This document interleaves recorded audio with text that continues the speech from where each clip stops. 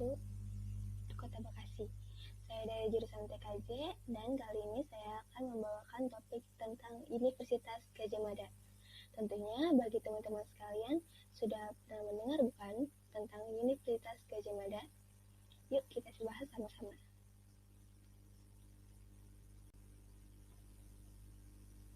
Yang pertama ada sejarah Universitas Gadjah Mada. Nah, Universitas Gadjah Mada ini, atau yang biasa disebut UGM, merupakan universitas negeri di Indonesia yang didirikan oleh pemerintah Republik Indonesia pada tahun 1949 di bulan Desember. Nah, berarti artinya UGM ini didirikan setelah kemerdekaan Indonesia, beberapa tahun setelah kemerdekaan Indonesia. UGM ini didaulat sebagai Balai Nasional Ilmu Pengetahuan dan Kebudayaan bagi penyelenggara pendidikan tinggi nasional. Dengan nama Universitas Negeri Gadjah Mada, perguruan tinggi ini merupakan gabungan dari beberapa sekolah tinggi yang telah lebih dulu didirikan. Di antaranya ada Balai Perguruan Tinggi Gadjah Mada, Sekolah Tinggi Teknik, Akademi Ilmu Politik yang terletak di Yogyakarta, Balai Pendidikan Ahli Hukum di Solo, serta Perguruan Tinggi Kedokteran Bagian Praklinis di Klaten yang disahkan dengan Peraturan Pemerintahan Nomor 23 Tahun 1949. Nah, UGM ini terakreditasi A dengan peringkat pertama di Indonesia dan peringkat 254 di dunia. UGM ini terakreditasi A dengan peringkat pertama di Indonesia yang diikuti oleh Universitas Indonesia atau UI di posisi kedua dan Institut Teknologi Bandung atau ITB di posisi ketiga. UGM juga meraih ranking 254 di ranking dunia. Nah, UGM ini pastinya sudah tahu dong terletak di mana? Ya, betul. Terletak di daerah istimewa Yogyakarta. Kemudian, untuk UGM dalam angka,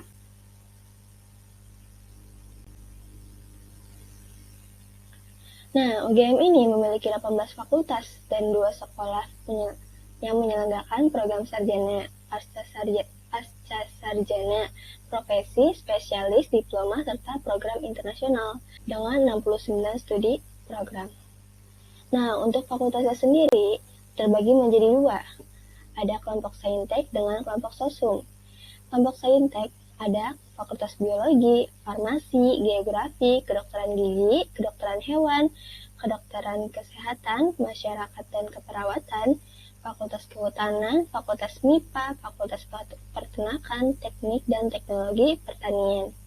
Sedangkan untuk kelompok Sosum sendiri ada Ekonomi dan Bisnis, Filsafat, Hukum, Ilmu Budaya, Ilmu Sosial dan Ilmu Politik, dan terakhir Fakultas Psikologi. Nah, di antara kalian berminat di mana nih? Kemudian, untuk masuk ke UGM, kita memiliki 4 jalur masuk. Yang pertama, ada SNMPTN. Jalur masuk ini menggunakan nilai rapot ya. Kedua, ada SBMPTN, dan yang ketiga mandiri, dan keempat prestasi.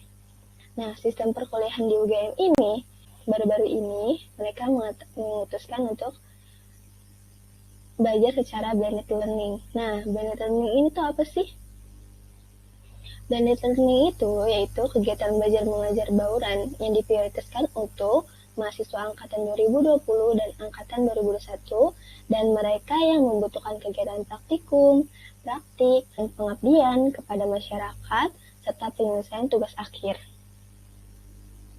Nah, tentunya dengan mempertimbangkan aspek kesehatan yang menjadi prioritas utama dalam seluruh rangkaian program KBM. Nah, KBM Bauran ini untuk mahasiswa angkatan lain dilakukan secara bertahap dan sesuai dengan perkembangan kondisi pandemi COVID-19. Mahasiswa yang tidak dapat mengikuti KBM Bauran tetap bisa mengikuti studi melalui KBM daring yang disiapkan di program studinya masing-masing. Nah, bagi yang bertanya-tanya, kalau sudah masuk ke UGM, kemana lagi nih? Ya, karir setelah lulusnya ini banyak loh. UGM ini sebagai universitas yang berfokus pada pengembangan ilmu melalui aktivitas risetnya, mereka tuh melahirkan banyak sekali akademis unggul. Nah, para akademisi ini, jebolan UGM ini, tersebar di berbagai penjuru kampus di Indonesia. Nah, di luar kesibukan mengajarnya, mereka juga jadi peneliti di berbagai lembaga riset. Nah, bidang pekerjaan lainnya juga banyak dipilih ialah operation. Nah, alumni UGM yang menekuni bidang ini terserap di berbagai sektor. Contohnya di perusahaan, manufaktur seperti Semen Holcim Indonesia, di sektor minyak dan gas. Lalu alumni UGM juga banyak yang berkarya di Pertamina, Medco, dan sebagainya. Ada juga yang berkarir di perusahaan multinasional seperti Chevron, Nestle, dan Schlumberger. Nah, posisi yang diduduki pun beragam loh. Mulai dari quality assurance, operation office, operation manager, hingga direktur. Nah, UGM juga banyak melahirkan ahli teknik yang tersebar di berbagai instansi, baik BUMN, BUMD, maupun swasta. Nah, nggak sedikit juga yang bekerja di PLN, Pertamina, Wijaya Karya, dan pembangunan perumahan. Juga ilmu selain itu, alumni UGM juga banyak loh yang menjalani perannya sebagai business development.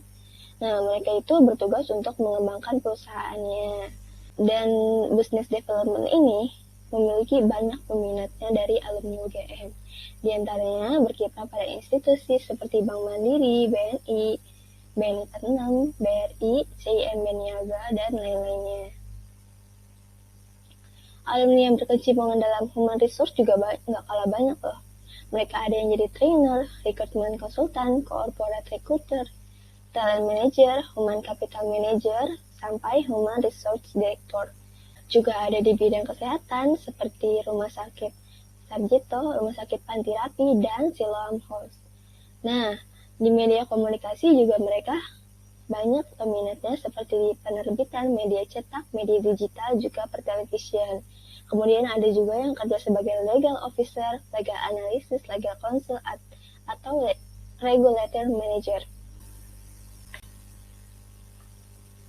Oke, sekian dari saya. Mohon maaf bila ada kesalahan kata dan kesalahan informasi. Mohon dimaafkan. Please. Terima kasih.